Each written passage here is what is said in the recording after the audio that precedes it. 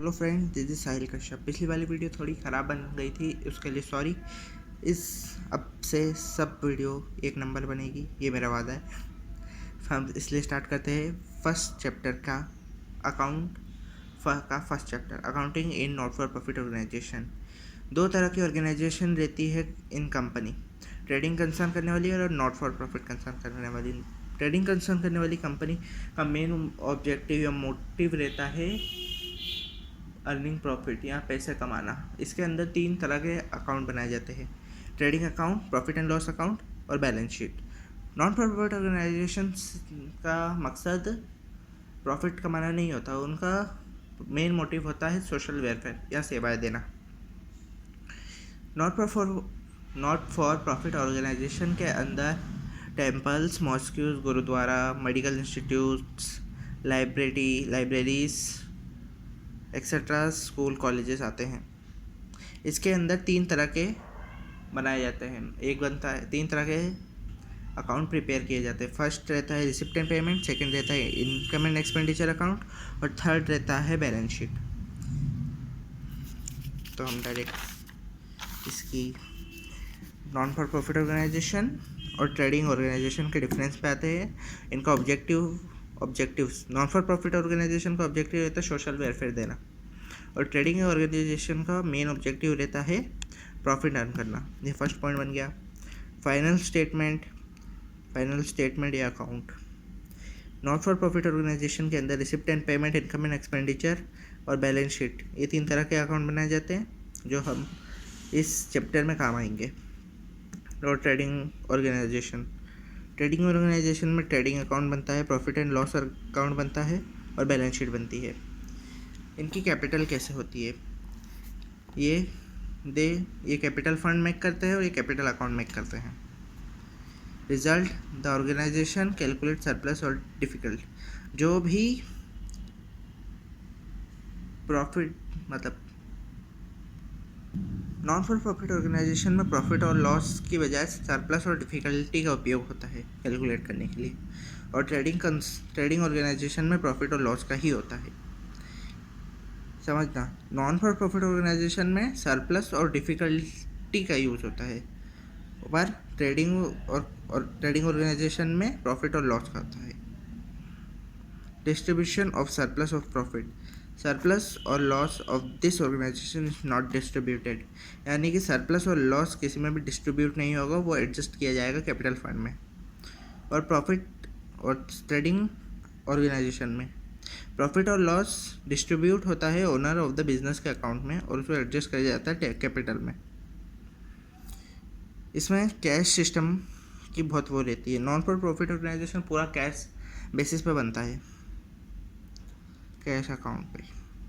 Cash system तो आपने पढ़ा होगा 11th में, तो इसलिए नहीं पढ़ा हो तो आप कमेंट में बता दीजिएगा, मैं वापस से बता दूंगा। नीचे सेकंड क्वेश्चन है, reason for adopting cash system. ये कैश सिस्टम ही हम इसमें क्यों यूज़ करते हैं? Cash transaction, this institution primarily deal in cash, यानी कि सभी इंस्टीट्यूशन कैश बेसिस पे जनती है। And cash system is account is more appropriate. Easy method, cash system is very easy method and require the maintenance of cash book and ledger book which is easy to maintain. Cash system बहुत ही easy method है और cash book और laser account बनाने में भी बहुत easy है। इसकी मेथड लर्न करने में भी बहुत इजी है, इसलिए इसे लिया जाता है।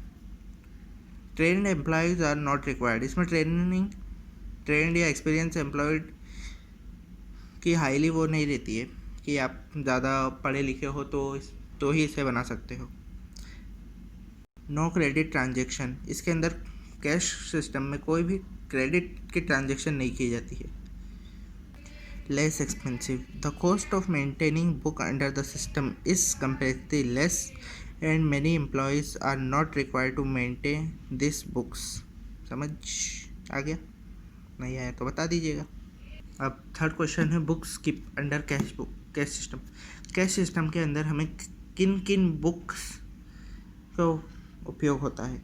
एक तो होती है कैश बुक्स, जिसमें सारा कैश का ही डिटेल होते हैं, उसकी membership, subscription, donation, entry fees, received होता है और किसी को पेमेंट दिया जाता है।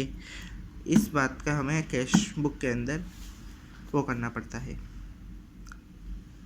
और साल के अंत में एक समरी के तौर पे कैश ट्रांजैक्शन की हम रिसिप्ट एंड पेमेंट फॉर्म करते हैं। सेकंड आता है स्टॉक रजिस्टर। स्टॉक रजिस्टर वो इस रजिस्टर में हम सभी डिटेल्स रिकॉर्ड करते हैं, फर्नीचर, स्टेशनरी, बुक्स, सब हमारी स्टॉक की सारी रिकॉर्ड जो भी रहता है उसको फिल करते हैं। अगर सोल्ड होता है तो उससे हम हटा देते हैं। थर्ड है मेमोरेंडम बुक। मेमोरेंडम बुक वो बुक होती है जो कि the transaction which can not be recorded in the cash book. वो ट्रांजेक्शन जो कैश बुक में रिकॉर्डेड नहीं होते हैं are recorded in the book for the sake of memory, यानी कि हमारी याददाश्त हमारे दिमाग में रहे वो ट्रांजेक्शन, इसलिए ये बुक बनाए जाते हैं। इसमें क्रेडिट ट्रांजेक्शन का भी रिकॉर्ड होता है। फोर्थ है salary and wages books.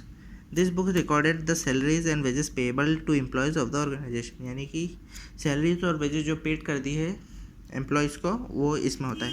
Laser account बताने की ज़रूरत नहीं है, 11th में पढ़ा है। Investment register. इन्वेस्टमेंट में B made by non-trading concern and professional is various scheme of government, semi-government and public organization are shown here।